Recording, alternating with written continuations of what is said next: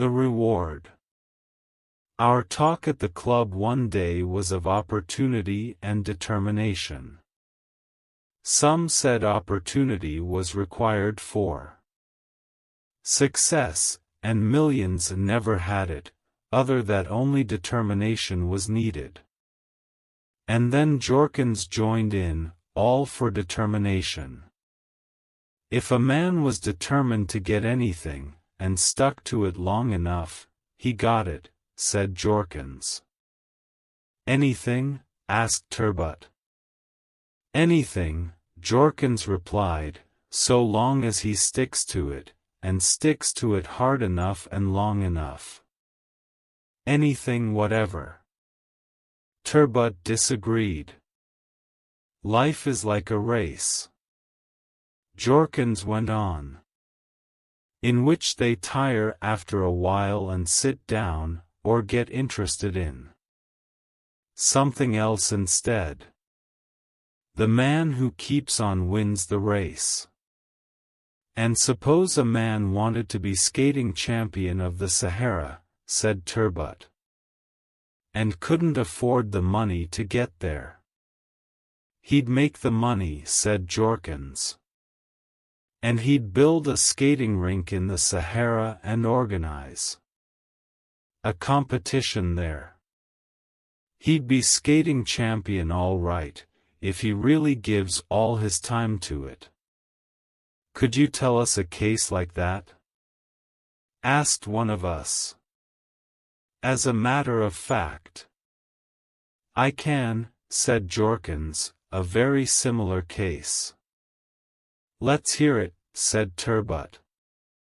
There was a young fellow, said Jorkins, to whom his parents probably used to say the very things that we have been saying now. And very likely he, as many young fellows do, may have wanted to prove them wrong. I don't know, it was a long time ago. But whatever his motive was, he hit on a most extraordinary ambition, and stuck to it.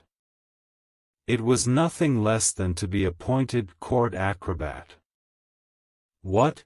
Said Turbot. Acrobat. Jorkins went on. To the court of the country in which he lived. What kind of country was that? Asked Turbot. Never mind what country it was, said Jorkins.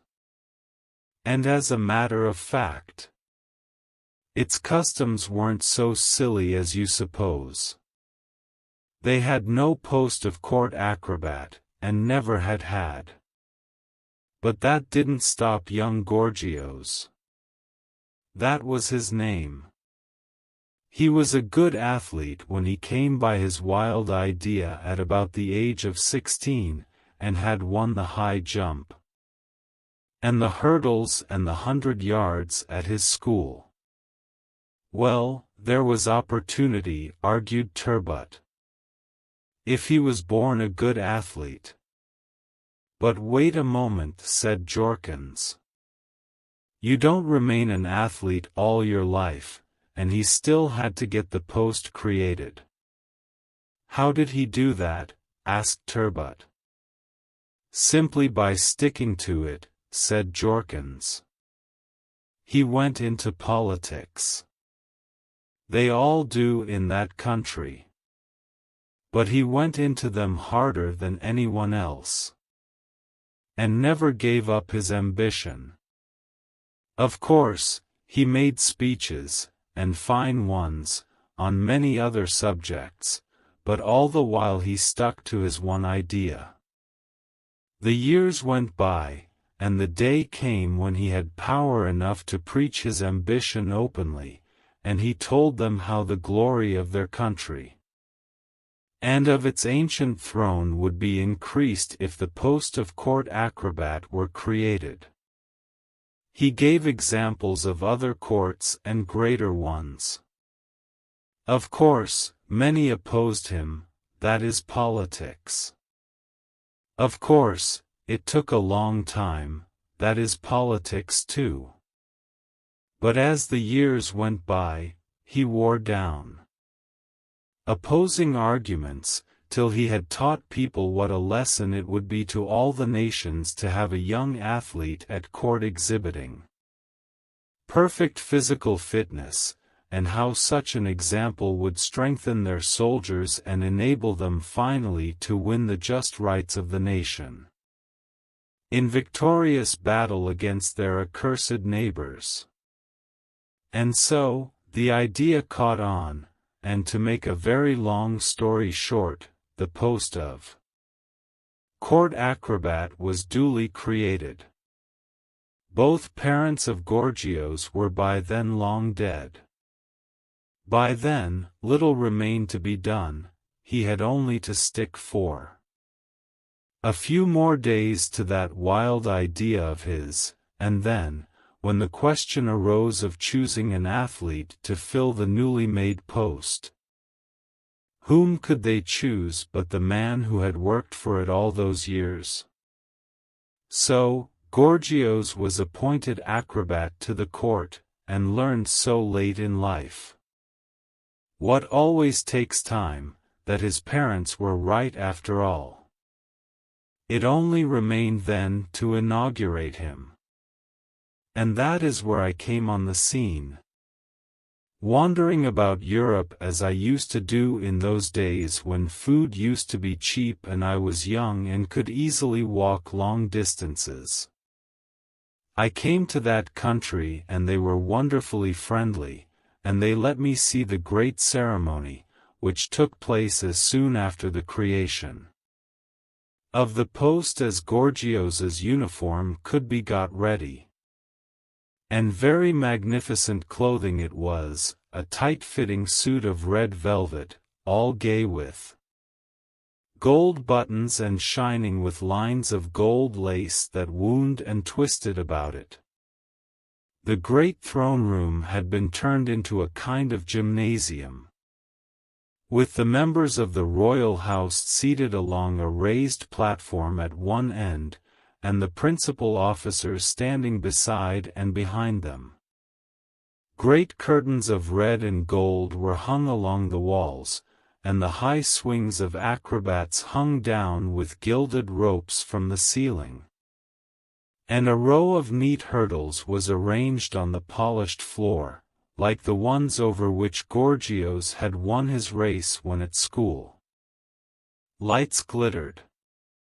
A blind in pale green and gold played softly, and it was indeed a splendid scene. I will not describe it to you, because everything there, the uniforms and the ladies' brilliant dresses, was utterly put in the shade by the moment when the door opened with a flood of golden light, and the old man in his brilliant uniform appeared between them for the crowning of his life's work. His white hair and the red uniform of the court acrobat showed each other off to perfection, and his thin figure worn with age was made all the more melancholy by the tight-fitting uniform. As though tired by his long patience and the work of a lifetime, he walked slowly in his pointed shoes and leaned on a gilded stick.